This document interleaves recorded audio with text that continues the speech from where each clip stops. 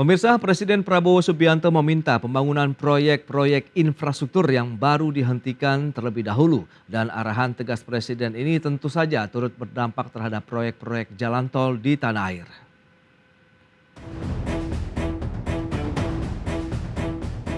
Badan Pengatur Jalan Tol atau BPJT mengungkapkan perintah Presiden Prabowo Subianto untuk menyetop proyek-proyek infrastruktur, salah satunya proyek jalan tol baru, untuk sementara di-stop atau dihentikan terlebih dahulu.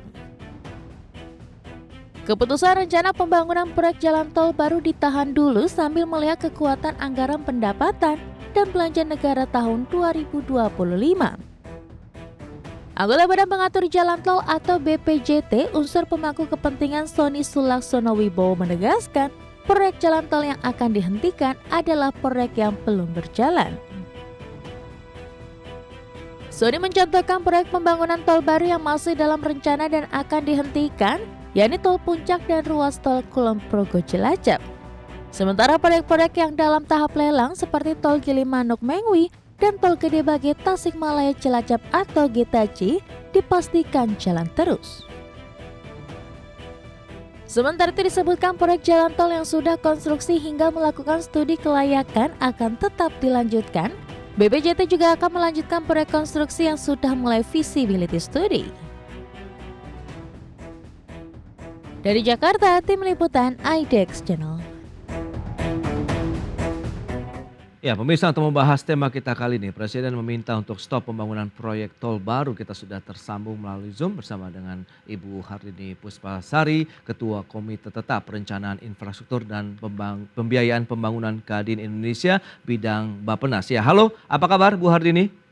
Luar biasa, salam sehat, salam bahagia Mas Pras. Wow, itu dia, bahagia selalu Bu Hardini. Terima kasih atas waktu yang disempatkan dan sudah bergabung juga ini ada Mas Media Wahyudi Askar, Direktur Kebijakan Publik dari Selios. Halo Mas Media, apa kabar?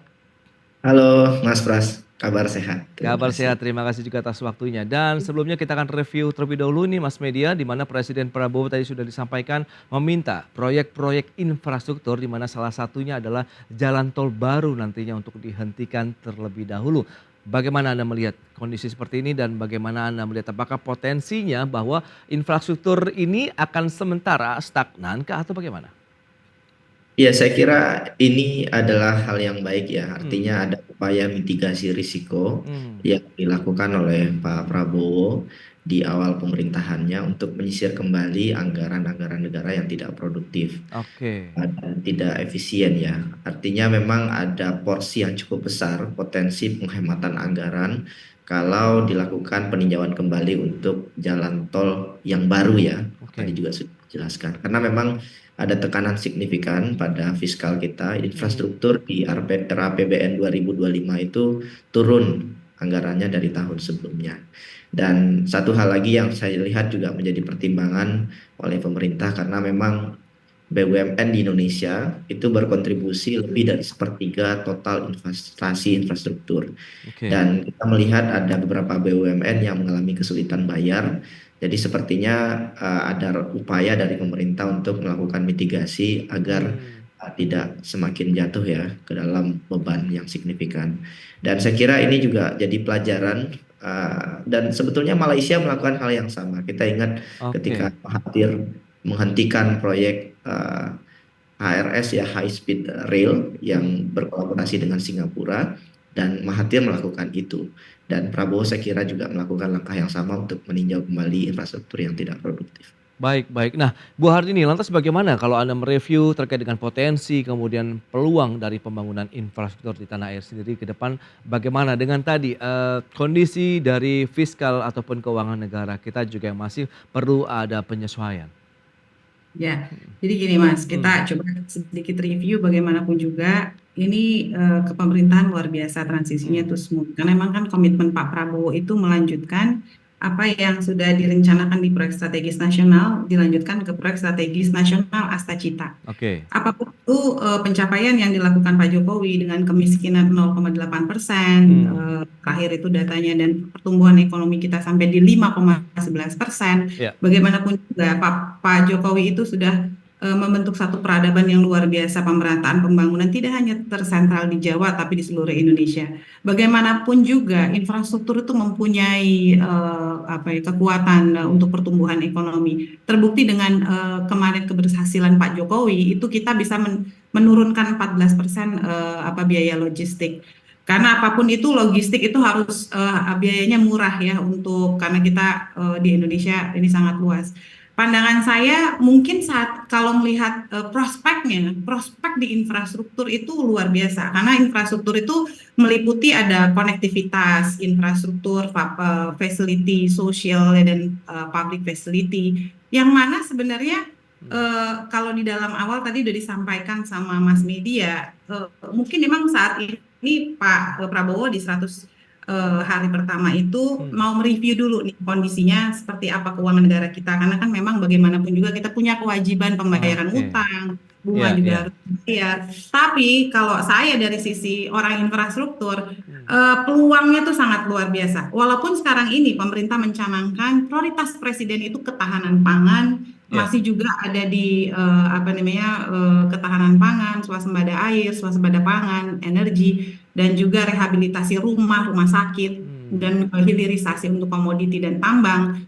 Saya rasa sebagai orang infrastruktur, kami ini di Kadin itu memposisikan diri itu sebagai mitra pemerintah untuk mencarikan solusi, Mas. Jadi sekali program yang mau kita jalanin ke depan untuk mencari solusi. Ya, proyeksi potensinya juga masih cukup luas, tapi ini adalah bentuk daripada penyesuaian dan review. Nah, dari Seleo sendiri bagaimana Mas Media melihat dari kondisi APBN kita begitu, sehingga apakah ini menjadi sinyal bahwa memang keuangan negara kita masih belum bisa mencukupi untuk kita lebih lanjut lagi untuk memperluas lagi pembangunan infrastruktur, khususnya mungkin tadi jalan tol kah atau bagaimana?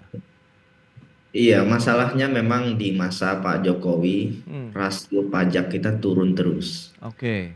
Pada saat bersamaan pengeluaran makin besar gitu ya, jadi menganga.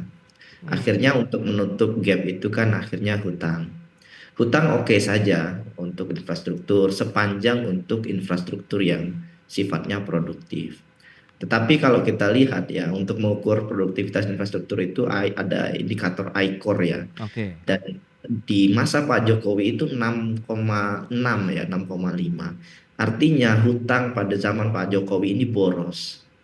Jadi ini yang saya kira perlu dievaluasi oleh Pak Prabowo, karena tentu kita tidak ingin ya membebani generasi masa depan. Kita berhutang tetapi tidak produktif dan menghasilkan nilai tambah untuk industri khususnya ya. Karena infrastruktur digenjot, tapi kita lihat ya kontribusi sektor industri kita turun terus gitu ya. Jadi ini ada masalah, bukan besaran anggarannya, tetapi kebijakan infrastruktur kita ini salah arah, justru tidak sampai kepada proses pembangunan infrastruktur yang mendorong industri. Satu lagi juga yang data yang cukup mengkhawatirkan adalah infrastruktur kita naik, tapi logistik performance index kita turun. Jadi ini masalahnya infrastruktur ini tidak direncanakan dengan baik. Saya kira ini yang perlu dievaluasi oleh pemerintahan Pak Prabowo ke depan.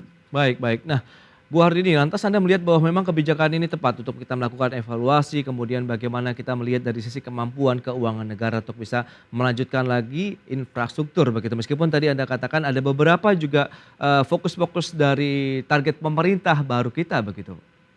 Ya, tadi yang disampaikan Mas Media itu betul ya. I-Core kita tuh salah satunya perencanaan yang buruk, yang harus dipertimbangkan. Makanya dari itu kami sekarang ini dengan Bappenas kita akan membuat namanya PMO, kantor PMO Project Management Office, yang mana kita mengkonsolidasikan perencanaan-perencanaan ini, karena bagaimanapun juga mitra pemerintah itu untuk ekonomi ini kan Kadin sebagai private sector. Jadi yang harus dilihat adalah kalau sekarang sebenarnya sebenarnya pembangunan jalan tol ini tidak diberhentikan sih Mas. Yang sudah ada FS, yang sudah ada lelang dijalankan. Betul. Tapi sebenarnya yang sudah direncanakan ada solusinya, karena sudah ada Perpres 38 tahun 2015 mengenai kerjasama pemerintah badan usaha. Mungkin kalau proyeknya itu solicited, itu bisa jadi unsolicited, pemerakarsanya swasta. Sekarang itu pembaruan sektornya yang bisa dikerjasamakan pemerintah swasta itu ada 22 sektor. Saya rasa ya menjadi solusi itu bagaimana kita melaksanakan pembangunan dengan skema public-private partnership unsolicited project. Kita juga menggalakkan creative financing untuk inovasi pembiayaan pembangunan, karena bagaimanapun juga kita ini development country yang terus akan selalu membangun dan kita harus cari solusinya. Makanya Kadin bidang Bappenas ini hadir untuk membantu dalam sisi ini. Ya, mekanismenya ataupun pola nanti rembukan ataupun duduk bersama untuk melakukan kajian itu lebih mengarah kemana kalau kita bicara mengenai infrastruktur, Bu? Jadi mungkin yang luar biasa, saya lihat reviewnya World Bank itu Indonesia tidak termasuk negara yang unsolicitednya sukses. Kita kalah seperti negara Afrika, Senegal, Kenya. Kita kalah sama India yang udah 1.000 proyek PPP unsolicited yang berjalan. Saya lihat bahwa ini saatnya untuk bangsa kita bangkit, bukan menjadi bangsa penonton, bangsa pemain, putra-putra daerah pengusaha ikut serta membangun infrastruktur 22 sektor di 38 provinsi 514 kabupaten. Inilah inovasi pembiayaan yang saat ini kita lagi godok bagaimana mengorkestrasi ini menjadi proyek transaksi, juga memberikan inspirasi kepada seluruh kepala daerah, gubernur, bupati, wali kota. Udah deh, APBD kita udah nggak cukup loh untuk membiayai kebutuhan infrastruktur ini. Jadi butuh kreativitas dan kerjasama kolaborasi pengusaha di daerah, pusat maupun pemerintah dan kepala daerah. Baik, ini menarik kalau kita cermati begitu ya, bahwa ada upaya untuk meningkatkan kolaborasi antara pemerintah dan pelaku usaha begitu, dalam artian pihak swasta begitu, untuk bisa bekerja sama atau bahu-membahu membangun infrastruktur. Nah, Xelios sebagai Anda melihat kan ini kaitannya dengan kebijakan publik sendiri begitu. Anda melihat ini menjadi satu langkah yang akan menjadi solusi tidak sih, bahwa memang keterlibatan pihak swasta begitu memang porsinya harus lebih ditingkatkan, tentu dengan standar yang ya cukup baik untuk dari sisi proses pembangunan infrastrukturnya begitu maupun pengawasan dan sudah proyek itu terjadi misalnya. Iya, saya setuju dengan Mbak Hardini, dan swasta harus dilibatkan. Jadi ada multi stakeholder collaboration ya yang harus dilakukan, karena memang yang jadi missing link saat ini adalah studi kelayakannya. Jadi prinsipnya kan studi kelayakan itu kan mikir ya. Kan ketika Pak Jokowi kan kerja dan kerja. Harusnya kan mikir kerja. Jadi perlu ada kajian teknokratik yang berasal dari pikiran-pikiran solusi dari pihak swasta, termasuk saya kira akademisi dan advisor ya, yang kemudian bisa membantu pemerintah. Jadi saya kira ini jangan sampai terulang kembali ya kegagalan beberapa proyek infrastruktur pada zaman Pak Jokowi yang kemudian menjadi monumen ya. Dan saya kira memang kebijakan fiskal ketika masa Pak Prabowo ini tidak seleluasa era Jokowi. Dan memang ini harus dipikirkan bersama dengan melibatkan Kadin, terutama juga stakeholder lainnya, termasuk juga saya kira masyarakat. Karena hari ini banyak proyek itu tidak menguntungkan karena memang analisis bagaimana UMKM itu bisa berkembang, industri itu bisa berkembang, itu tidak dilakukan dengan baik. Jadi saya kira tantangannya lebih kepada perencanaan, sehingga ketika perencanaan baik, sebetulnya kita bisa memenuhi kebutuhan infrastruktur itu dan mendorong minat investasi swasta lebih baik. Jadi menarik ya kalau kita cermati dengan upaya dari pemerintah untuk melakukan evaluasi terkait dengan penggunaan anggaran, tapi di satu sisi ada solusi juga yang ditawarkan pelaku usaha untuk melibatkan ataupun meningkatkan porsi keterlibatan pihak swasta untuk ikut berperan aktif dalam pembangunan infrastruktur. Seperti apa nanti kerjasama antara pelaku usaha nasional maupun daerah, kita bahas nanti di segmen berikutnya Bu Hardini. Mas Media, kita akan jeda dulu sebentar ya, dan pemirsa pastikan Anda masih bersama kami.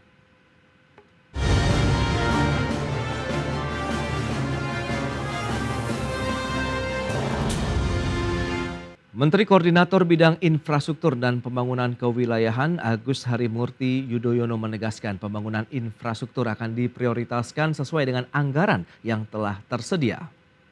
Ya, Menko AHY mengungkapkan pembangunan sejumlah proyek infrastruktur yang diprioritaskan dilanjutkan meskipun dengan anggaran yang terbatas. Hal tersebut akan menjadi tantangan besar dalam proyek-proyek pemerintah. Keputusan tersebut merupakan tindak lanjut dari arahan Presiden Prabowo Subianto yang menekankan pentingnya skala prioritas dalam penyelesaian proyek infrastruktur pemerintah. Untuk itu, pemerintah akan terus berupaya menarik investasi dari dalam dan luar negeri guna mendanai berbagai proyek infrastruktur. Yang ingin infrastruktur ke depan, pembangunannya juga semakin tepat sasaran dan berdampak langsung terhadap pertumbuhan ekonomi dan juga distribusi kesejahteraan di seluruh wilayah. Itulah spesifik infrastruktur dan pembangunan. Baik pemirsa, kita lanjutkan kembali perbincangan bersama dengan Ibu Harini Puspasari, Ketua Komite Tetap Perencanaan Infrastruktur dan Pembangunan, maksud kami Pembiayaan Pembangunan Kadin Indonesia bidang Bappenas, kemudian juga Mas Media Wahyudi Askar, Direktur Kebijakan Publik Selios. Baik, nah ini menarik kalau kita cermati begitu, nampaknya keterlibatan pihak swasta begitu ya, dari perusahaan-perusahaan nasional maupun daerah tadi yang sudah ditekan oleh Ibu Harini akan menjadi langkah baru ke depan begitu untuk menjaga pembangunan infrastruktur kita, Bu Harini. Nah lantas bagaimana sih kalau kita bicara mengenai kesiapan dari pelaku usahanya sendiri, baik yang tingkat nasional maupun daerah begitu, untuk menjamin keberlangsungan pembangunan infrastruktur kita yang bisa menopang juga geliat ekonomi nasional? Ya, karena kan ini potensi peluangnya luar biasa. RPJMN kita aja di 6.445 triliun. Oke. Belum lagi target pemerintah di 8%, dengan targetnya Pak Prabowo itu kemiskinan 0%. Saya rasa ini kerja nggak mudah ya, ini kerja berat juga sih buat kita. Tapi saya yakin ini bisa berhasil, asalkan kita ada koordinasi antar wilayah yang ada di segala bidang ini, dari kewilayahan, terus pendanaan, perencanaan pembangunan. Yang luar biasa sebenarnya kita udah dibuka sih Mas melalui Perpres 38 tahun 2015. Yang saat ini saya masih lihat masih belum terlalu populer, masih belum banyak yang mengetahui bagaimana mengenai Perpres tersebut. Saya yakin sebenarnya pengusaha kita, pengusaha lokal dalam negeri ini itu punya kemampuan menjadi mitra pemerintah, khususnya untuk membantu unsolicited project di Indonesia.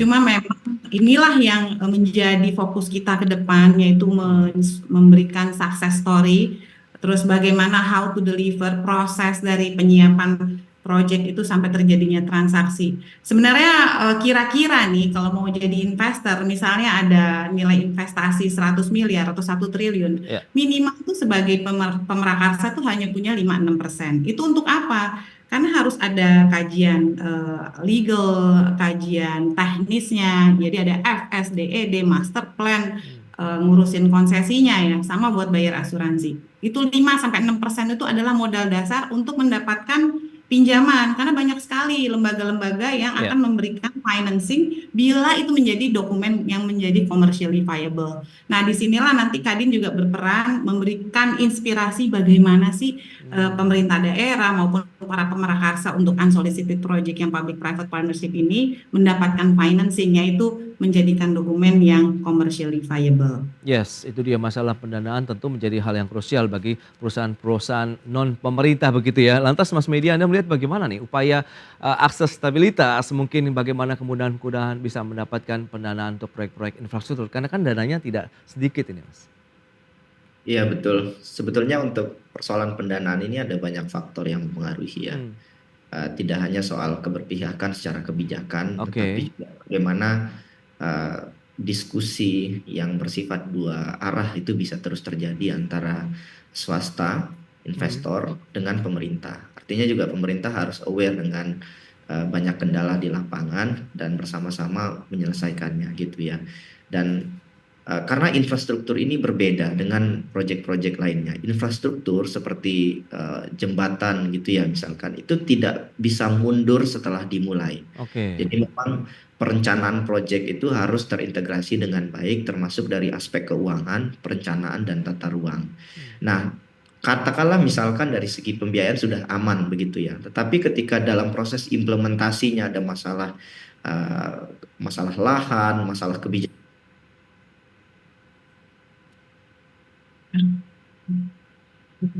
sebetulnya ada banyak faktor non finansial juga.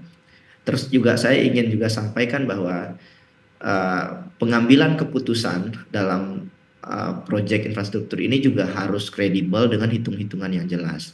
Sehingga alternatif-alternatif yang dipilih itu adalah alternatif terbaik gitu ya. Jadi jangan Oke. sampai ada pengambilan keputusan tanpa melalui tender misalkan. Nah, ini juga akan yang jadi masalah. Jadi perlu kerjasama, pengambilan keputusan yang cepat dan perhitungan yang matang ya untuk meminimalisir risiko dari proyek infrastruktur yang ada. Oke, nah kalau kita bicara mengenai langkah untuk menyetop proyek infrastruktur yang baru nantinya termasuk jalan tol, lantas ya kita tahu lah skala prioritas proyek infrastruktur apa yang mungkin Ya. harus menjadi hal utama yang mungkin harus segera dituntaskan atau diselesaikan. Ya, pemerintah harus fokus pada infrastruktur yang bisa mendukung industri. Jadi idealnya Indonesia itu harus fokus pada transportasi laut ya. Oke. Karena biaya logistik untuk transportasi laut itu jauh lebih hemat, bahkan hanya 1/10 dari ongkos logistik darat. Saya kasih contoh misalkan di Merauke, saya dari Merauke minggu lalu, itu komoditasnya luar biasa. Dan Merauke itu lebih dekat ke Australia. Tetapi karena infrastruktur lautnya, tol lautnya tidak berjalan signifikan, akhirnya nggak jalan barangnya gitu ya. Jadi saya kira kita perlu kembali kepada prinsip dasar infrastruktur dalam pembangunan jangka panjang Indonesia untuk mendorong jalan tol laut. Kemudian juga kita perlu lihat juga bagaimana efisiensi produksi dan penguatan infrastruktur di kawasan industri di Jawa dan di luar Jawa ya. Itu infrastrukturnya bisa infrastruktur digital, infrastruktur listrik, termasuk dukungan perumahan, transportasi, fasilitas kesehatan gitu ya. Sehingga memang ekosistem investasinya itu tidak hanya ya sekedar membangun jalan tol, tetapi juga dibangun ekosistem yang kuat, tidak hanya fisik jalan ya, tetapi juga infrastruktur lainnya. Oke. Dan terakhir saya juga tekankan juga peningkatan kualitas SDM ya. Ini juga penting karena infrastruktur itu juga nggak akan bisa dengan baik kalau seandainya pelatihan vokasi di daerah-daerah industri di sekitar kawasan yang dijadikan prioritas infrastruktur nasional itu tidak berkembang baik, sehingga infrastrukturnya bisa efektif. Mas Media, jadi menurut Anda sudah tepat kebijakan untuk kita melakukan moratorium terlebih dahulu terkait proyek-proyek infrastruktur baru termasuk jalan tol? Ya, karena di awal pemerintahan saya kira sudah tepat, di-restart ulang semuanya, kalau bisa dievaluasi semua pemainnya, Oke. mana yang tidak bekerja dengan baik, mana feasibility study-nya yang gagal, tidak Oke. maksimal, ya di-cancel saja daripada merugikan anggaran negara dan itu uang. Oke, baik.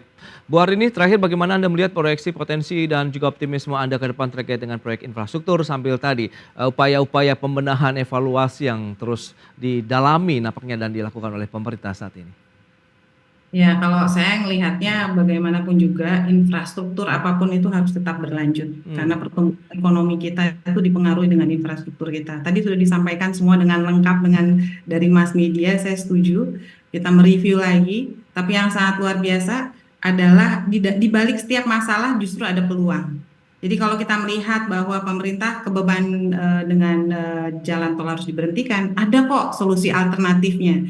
Nah, solusi alternatif ini saya berharap peranan Kadin nanti bisa menjadi langkah konkret untuk menjadi misalnya yang tadi memberatkan solicited, direview ulang dari feasibility studinya menjadi unsolicited, di mana supaya ini bisa di-financing, berarti yang utama adalah masalah penjaminan. Jadi bagaimana penjaminan di Indonesia melalui PT Penjamin Infrastruktur, mungkin ada juga dari MIGA, Multilateral Investment Guarantee Agency dari World Bank, mungkin dari China juga, yang harus dikolaborasikan Mas. Dan saya yakin apapun itu infrastruktur tetap mempunyai pengaruh yang luar biasa untuk pertumbuhan ekonomi dan harus tetap bersinergi dan konkret. Itu dia, yang paling sinergi begitu, yang paling utama begitu ya dilakukan oleh pemerintah, pelaku usaha begitu untuk menjaga tadi. Mungkin evaluasi perlu kita lakukan, bagaimana kita tunggu hasil evaluasi juga dari pemerintah sehingga nanti akan melakukan starting point yang juga lebih siap begitu ya untuk menancapkan lagi satu fondasi yang kuat untuk pembangunan infrastruktur Indonesia ke depan dan tepat sasaran juga begitu. Baik, Ibu Arini, terima kasih banyak atas review informasi yang sudah Anda sampaikan. Mas Media, terima kasih juga atas analisis yang sudah Anda berikan kepada pemirsa IDX Channel pada hari ini. Selamat melanjutkan aktivitas Anda kembali. Salam sehat, sampai berjumpa kembali Bu Arini, Mas Media, terima kasih. Salam sukses, salam sehat. Baik pemirsa, 1 jam sudah saya menemani Anda dalam Market Review dan perbaharui terus informasi Anda hanya di IDX Channel, ya trustworthy and comprehensive investment reference. Karena urusan masa depan harus di depan, aku investor saham. Ya saya, Prasetyo Wibowo, beserta seluruh kerabat kerja yang bertugas pamit undur diri. Terima kasih, sampai jumpa.